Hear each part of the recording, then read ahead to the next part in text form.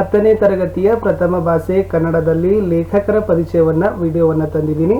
ಇದು ಇತ್ತು ವಿಕ್ರು ಗೋಕಾಕ್ ಮತ್ತು DS ಜಯಪ್ಪ ಗೌಡ ಅವರ ಒಂದು ಲೇಖಕರ ಪರಿಚಯ.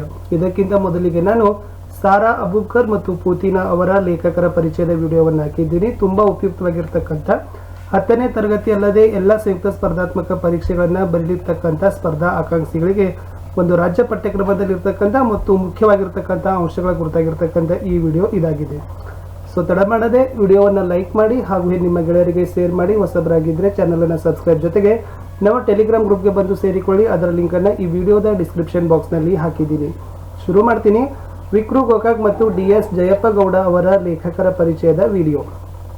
ಮೊದಲಿಗೆ ವಿಕ್ರು ಗೋಕಾಕ್ ಅವರ ಪರಿಚಯವನ್ನು ನೋಡೋದಾದ್ರೆ ಇವರ ಪೂರ್ಣ ಹೆಸರು ಬರುತ್ತೆ ವಿನಾಯಕ ಕೃಷ್ಣ ಗೋಕಾಕ್ ಅಂತ.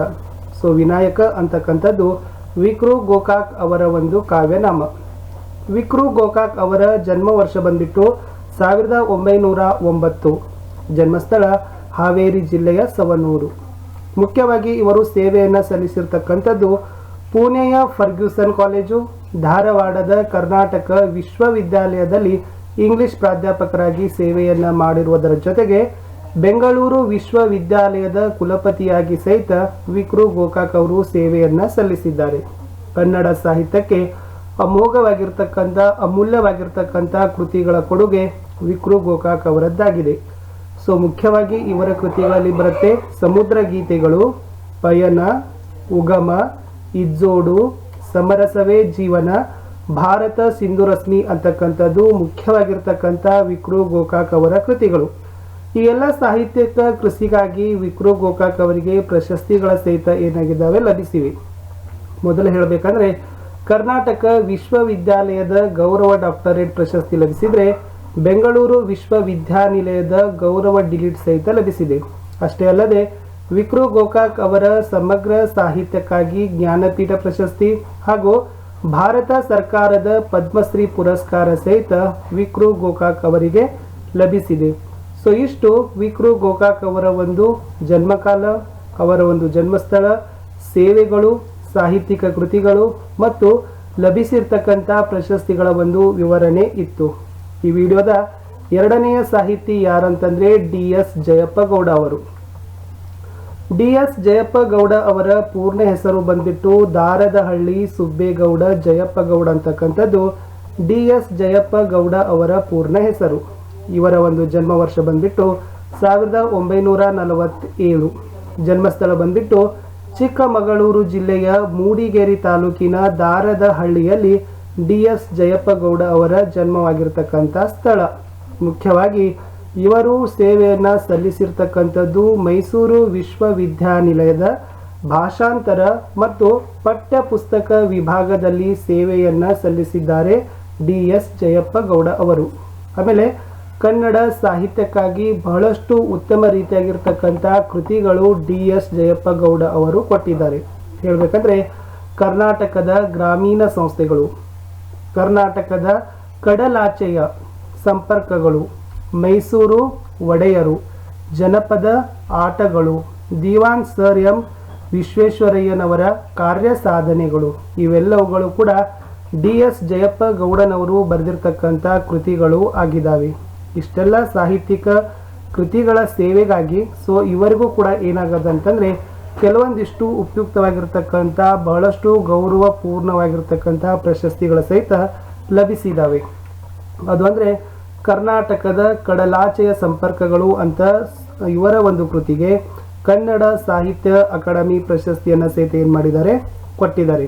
ಅಷ್ಟಲ್ಲದೆ ಧಾರವಾಡದಲ್ಲಿರ್ತಕ್ಕಂಥ ಕರ್ನಾಟಕ ಸಂಘದ ಸಂಶೋಧನಾ ಬಹುಮಾನ ಸಹಿತ DS ಜಯಪ್ಪ ಗೌಡನವರಿಗೆ ಲಭಿಸಿರ್ತಕ್ಕಂಥದ್ದು. ಸೊ DS ಜಯಪ್ಪ ಗೌಡರ ಒಂದು ಸಾಹಿತ್ಯಿಕ ಕೃಷಿಗಾಗಿರ್ತಕ್ಕಂಥ ಒಂದು ಸಿಕ್ಕಿರ್ತಕ್ಕಂಥ ಒಂದು ಗೌರವ ಅಂತ ಹೇಳ್ಬೋದು. ಅಷ್ಟೇ ಅಲ್ಲದೆ ಈ ಒಂದು 10ನೇ ತರಗತಿಗೆ ಇರತಕ್ಕಂಥ ಪಾಠ, ಅದು ನಾಲ್ವಡಿ ಕೃಷ್ಣರಾಜ ಒಡೆಯರು ಅಂತಕ್ಕಂಥ ಪಾಠ ಇದೆಯಲ್ಲ, ಇದನ್ನ ಪರಿಷ್ಕರಣಾ ಸಮಿತಿಯವರು ಸಂಗ್ರಹವನ್ನ ಮಾಡಿ ನಿಗದಿಯನ್ನ ಪಡಿಸಿದ್ದಾರೆ. ಆಮೇಲೆ ಎರಡನೇ ಭಾಗದಲ್ಲಿರ್ತಕ್ಕಂಥ ಸರ್ ಎಂ ವಿಶ್ವೇಶ್ವರಯ್ಯ ಅಂತಕ್ಕಂಥ ಭಾಗವನ್ನ DS ಜಯಪ್ಪ ಗೌಡ ಅವರು ಬರೆದಿದ್ದಾರೆ. ಸೊ ಇವರು ಬರೆದಿರ್ತಕ್ಕಂಥ ದಿವಾನ್ ಸರ್ ಎಂ ವಿಶ್ವೇಶ್ವರಯ್ಯನವರ ಕಾರ್ಯ ಸಾಧನೆಗಳು ಈ ಒಂದು ಕೃತಿಯಿಂದ ಸರ್ ಎಂ ವಿಶ್ವೇಶ್ವರಯ್ಯ ಅಂತಕ್ಕಂಥ ಭಾಗವನ್ನು ಏನು ಮಾಡಿದ್ದಾರೆ, ಆರಿಸಿ ನಿಗದಿಯನ್ನು ಮಾಡಿದ್ದಾರೆ 10ನೇ ತರಗತಿಯ ಒಂದು ಪಠ್ಯ ಪುಸ್ತಕಕ್ಕೆ. ಆಮೇಲೆ ವಿಕ್ರು ಗೋಕಾಕ್ ಅವರ ಬಗ್ಗೆ ಹೇಳಬೇಕಾದ್ರೆ ಬಹಳಷ್ಟು ರೀತಿಯಾಗಿರ್ತಕ್ಕಂಥ ಓರ್ವ ಸಾಹಿತಿ ಅಂತ ಹೇಳ್ಬೋದು. ತುಂಬಾನೇ ಒಂದು ಉತ್ತಮವಾಗಿರ್ತಕ್ಕಂಥ ಕೊಡುಗೆಗಳನ್ನು, ಕೃತಿಗಳನ್ನು ಕನ್ನಡ ಸಾಹಿತ್ಯ ಕೃಷಿ ಸೇವೆಗೆ ಕೊಟ್ಟಿರ್ತಕ್ಕಂಥ ಮಹನೀಯರು.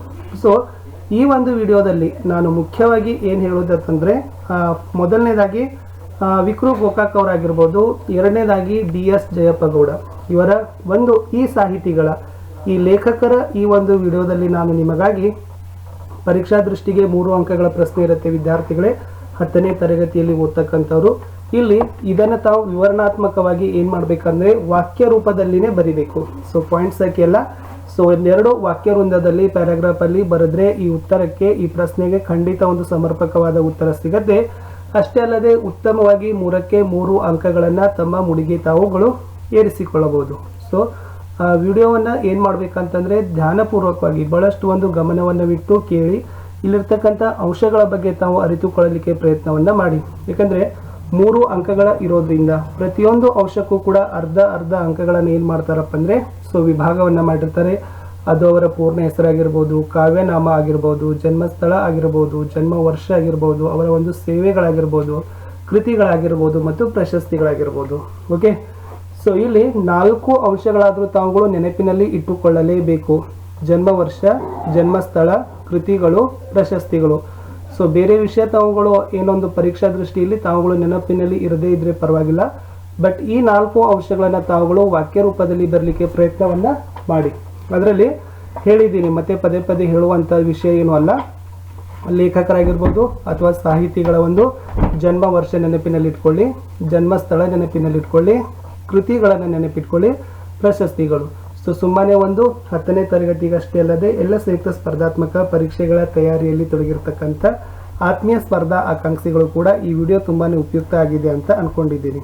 ಸೊ ಇಲ್ಲಿನ ಒಂದು ಹಿಂದಿನವರೆಗೆ ಸೊ ನಾನೆಷ್ಟು ವಿಡಿಯೋಗಳನ್ನು ಹಾಕಿದ್ದೀನಲ್ಲ ತಾವುಗಳು ನೋಡದೇ ಇದ್ದರೆ ವಿಡಿಯೋದ ಡಿಸ್ಕ್ರಿಪ್ಷನ್ ಬಾಕ್ಸ್ನಲ್ಲಿ ನಾನು ಏನು ಮಾಡಿದ್ದೀನಿ ಅಂತಂದರೆ ಸೊ ಒಂದು ಪ್ಲೇಲಿಸ್ಟ್ ಲಿಂಕನ್ನು ಹಾಕಿದ್ದೀನಿ.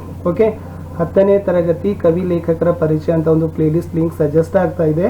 ಸೊ ಅದನ್ನು ತಾವುಗಳು ಒತ್ತಿ ಏನು ಮಾಡ್ಬೋದು ಅಂತಂದರೆ ಇಲ್ಲಿಯವರೆಗೆ ಅಪ್ಲೋಡ್ ಮಾಡಿರ್ತಕ್ಕಂಥ ವಿಡಿಯೋಗಳನ್ನು ನೋಡ್ಬೋದು. ಬರೀ ಕನ್ನಡ ಅಷ್ಟೇ ಅಲ್ಲ, ವಿಜ್ಞಾನ, ಸಮಾಜ ವಿಜ್ಞಾನ, ಹಿಂದಿಯಲ್ಲಿ ಕೂಡ ನಾವು ಏನು ಮಾಡ್ತಾ ಇದ್ದೀವಿ, ವಿಡಿಯೋಗಳನ್ನು ಅಪ್ಲೋಡನ್ನು ಮಾಡ್ತಾ ಇದ್ದೀವಿ. ಸೊ ದಯಮಾಡಿ ವಿಡಿಯೋ ನೋಡಿದ ಕೇಳಿ ಒಂದು ಲೈಕ್ ಮಾಡಲು ಮರೆಯದಿರಿ.